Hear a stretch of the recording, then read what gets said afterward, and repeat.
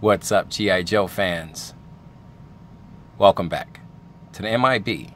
Master Museum. I'll be your curator today. And guys, we got a fun one for you. We have a really tough customer for you. This guy's making me nervous. All the way from 2003, we bring you G.I. Joe Valor versus Venom, the Dreadnok Ripper. Let's bring this guy in. The Dreadnoks were an elite group of some of the toughest, meanest, just vicious customers this side of the planet. And Cobra hired these guys, and they created the unit called the Dreadnoks. Really cool. I first saw the Dreadnoks on the G.I. Joe cartoon series back in the early 80s. Really cool. I kind of thought these guys were, to me, some of the best bad guys that Cobra really had, because they didn't have any special powers. These guys were just flat out tough as nails, and had all these cool accessories and weapons. As you can see, he's got his big machete right here, and this is Ripper. He has his German Luger pistol here. He's got his glasses, those famous shades, I should say. His launcher fires multiple missiles. Guys, this is the part where I tell you how cool it is to be a collector. And this is the part I tell you how cool it is to have these awesome G.I. Joes in my museum collection. Because, as you can see, let's get a picture of beautiful cartoon picture here of the Ripper.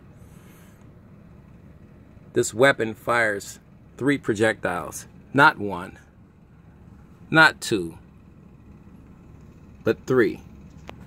Let's turn it around and see if you can get a side shot of them.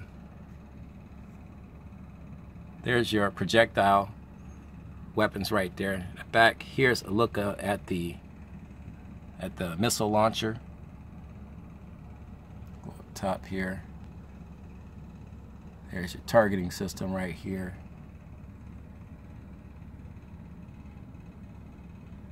Let's look at his boots.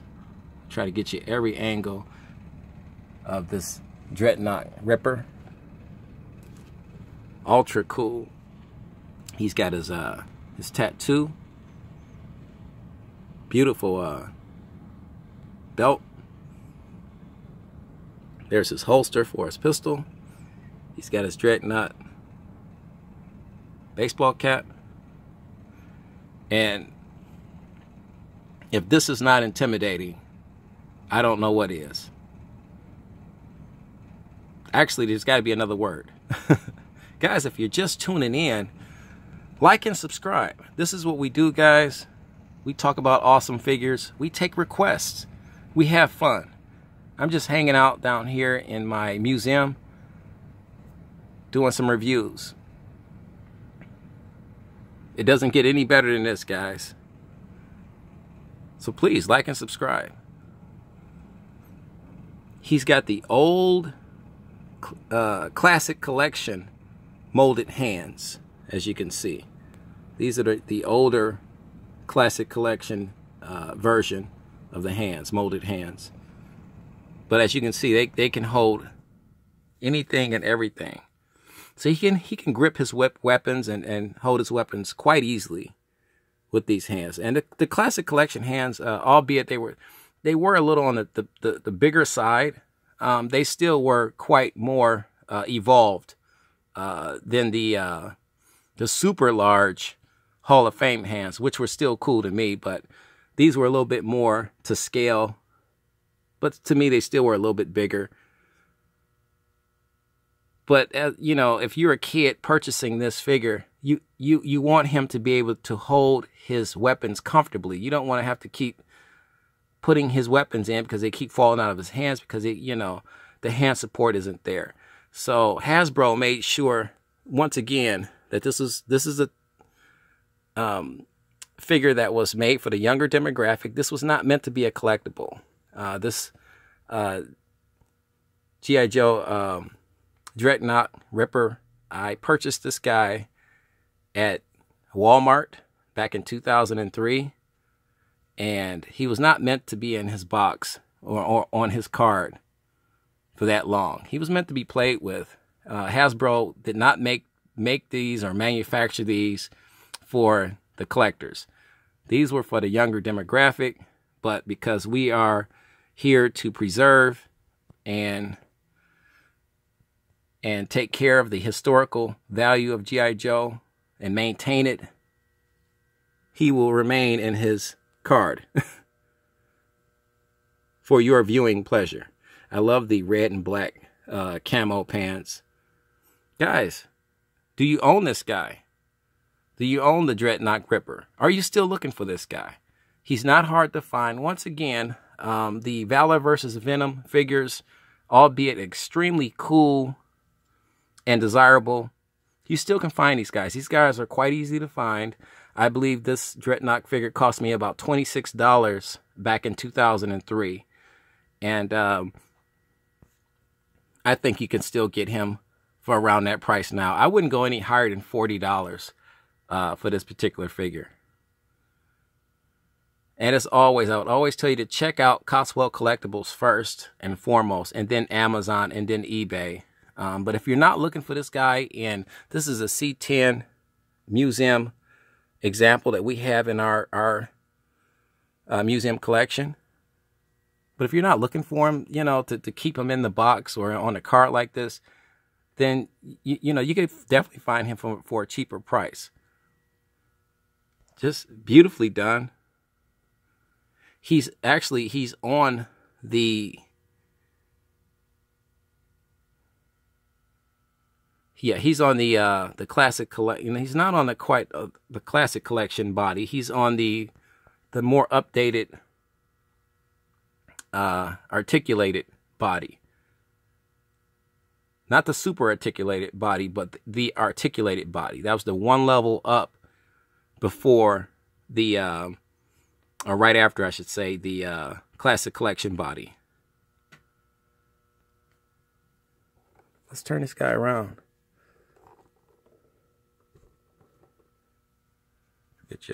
Let's get you a blown out shot here.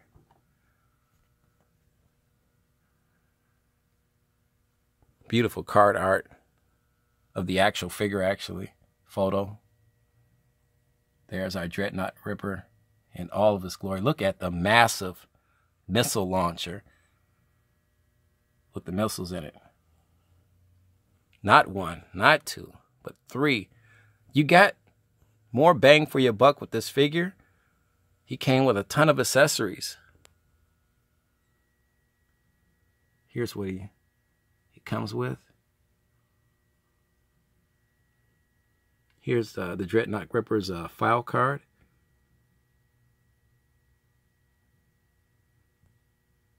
Beautiful. Let's see if we can get you a year here. Yeah, there it is, 2003. Here's the backstory.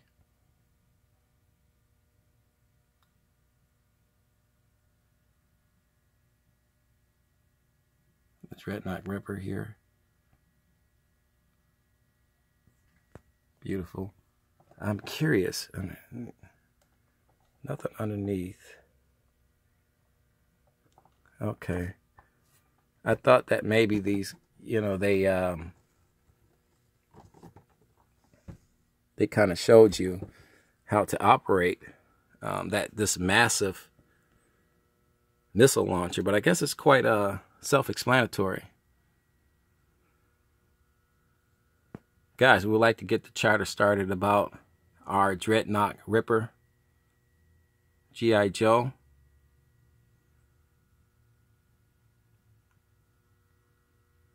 we want to have a fun figure to review for you today. You know, we've been doing a lot of super articulated and historically correct figures that are, you know, made to scale. This is a figure that is just a fun figure. He's not meant to be made to scale. Once again, the oversized weaponry, the colorful outfits, the oversized pistol here. I mean, colorful, and you need this balance, you know, because like I said, this figure is to me is he is just as cool of a figure as one of my more popular figures in my museum collection. You know, I truly cherish all of my figures. They all have a meaning to me, you know, so they're all cool in their own way. And I was telling somebody the other day, what people don't understand about my collection is it's truly my personal collection. I didn't buy these guys off of eBay and Amazon. 95% of my collection was bought from the store during that time period. This is 2000 this is a 2003 figure. He was purchased at the store. You know, so it's, you know, I have that closeness with my figures.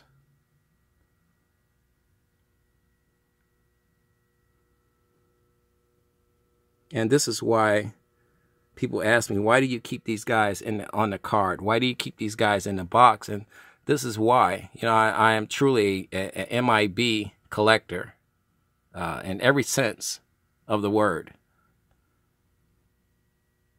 So I could bring videos like this to you so you can see up close and personal these figures that have been out of production for decades. And this missile targeting weapon, to me, is the selling point of this figure. The figure itself he's simply cool. He's awesome. But the selling point is this missile targeting weapon. This thing is massive. It is massive. Massive.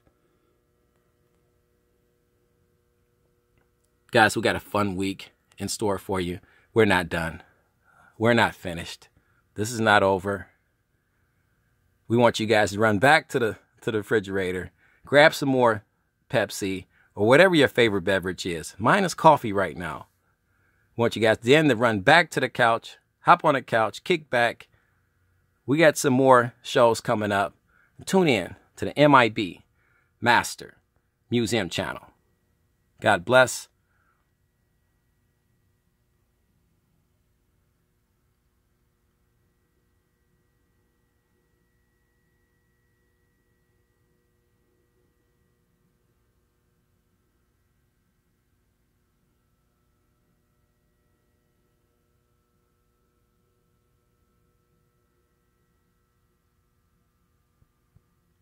And keep collecting.